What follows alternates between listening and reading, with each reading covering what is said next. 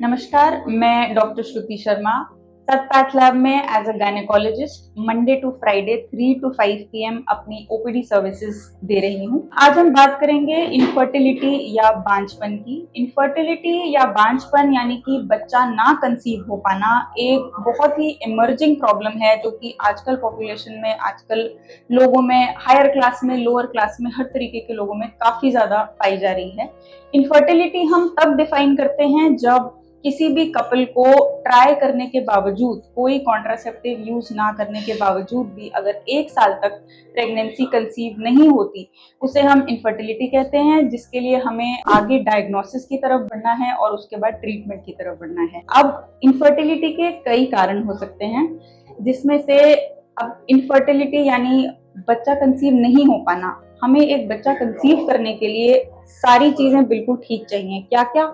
सबसे पहले ओवरीज यानी कि फीमेल की ओवरीज में या अंडाशय में अंडा बनना चाहिए। तो सबसे पहले हम टेस्ट कराते हैं अंडा बन रहा है या नहीं। उसके बाद ट्यूब्स, यूट्रस के दोनों तरफ ट्यूब्स होती हैं जो कि पेटेंट या फिर खुली होनी चाहिए, उनके लिए हमें टेस्ट कराना है। तीसरी चीज यूट्रस यानी कि जो गर्भाशय है, बच्चेदानी है, वो बिल्कुल नॉर्मल होनी चाहिए। और चौथी चीज है हस्बैंड का स्पर्म काउंट। तो इसके लिए चारों चीजों के लिए चारों बेसिक टेस्ट हैं। ओव्यूलेशन के लिए हम कुछ हार्मोनल टेस्ट करा सकते हैं, लेकिन सबसे अच्छा अल्ट्रासाउंड, जिसमें हम फॉलिकुलर मॉनिटरिंग करते हैं, सीरियल अल्ट्रासाउंड करते हैं, एग की ग्रोथ देखते हैं। दूसरा, ट्यूब्स के लिए हम पेटेंसी का टेस्ट करते हैं, जिसे एक सिंपल टेस्ट के थ्रू चेक किया जा सकता है, जिसे हम हिस्टोसैल्पिंजोग्राफी बोलते हैं, जिसमें नीचे सर्विक्स के थ्रू, बच्चेदानी के मुंह के थ्रू डाई डाली जाती है और एक सिंपल एक्सरे देखकर हम बता सकते हैं कि ट्यूब्स ओपन है या नहीं। तीसरी चीज यूट्रस, यूट्रस को बेसिक एक अल्ट्रासाउंड के थ्रू हम जज कर सकते हैं कोई बड़ा फाइब्रॉइड या कोई रसोली या किसी तरीके की कोई प्रॉब्लम तो नहीं है। और चौथा, हस्बैंड का semen analysis, which I think सबसे सिंपल टेस्ट है। ये चारों टेस्ट अगर बिल्कुल हमारे ठीक आते हैं तो हम एक तरीके से प्रोसीड करते हैं। अगर इनमें से किसी भी टेस्ट में कोई प्रॉब्लम आती है तो उसे उस तरीके से ट्रीट किया जाता है। एक बहुत कॉमन रीजन जो आजकल पाया जा रहा है वो है पॉलीसिस्टिक ओवरीज। पॉलीसिस्टिक ओवरीज जितना कॉमन है उतना ही ट्रीटेबल भी है।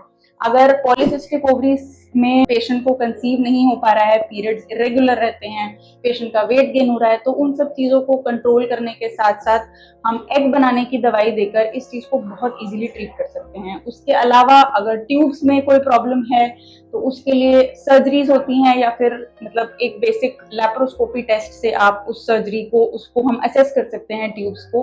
और अगर उनमें कोई कमी है तो उसके जो भी कारण है, कोई इन्फेक्शन है उसे ट्रीट कर सकते हैं, ट्यूबरकुलोसिस है उसे ट्रीट कर सकते हैं, या फिर सर्जिकली ट्यूब्स को खोला जा सकता है। तीसरी चीज, अगर यूट्रस के अंदर कोई बड़ा फाइब्रॉइड है तो उसको हम लैप्रोस्कोपिकली या ओपन सर्जरी के थ्रू फाइब्रॉइड को निकाल करके एक अच्छा प्रेगनेंसी आउटकम दे सकते हैं। और अगर सीमेन, हस्बैंड के स्पर्म काउंट में कोई प्रॉब्लम है, उसको बढ़ाने के लिए कुछ दवाइयां होती हैं, या फिर उसका कारण जानने के लिए कुछ और टेस्ट करा के उसे हम उस तरीके से ट्रीट कर सकते हैं। तो बेसिकली इनफर्टिलिटी अगर आपको है, स्पेशली अगर आपकी एज ऑफ द फीमेल अगर 35 के आसपास या उससे ज्यादा है, तो आपको 1 साल या उससे भी कम में अपने डॉक्टर से संपर्क कर लेना चाहिए और इसका रीजन जानना चाहिए।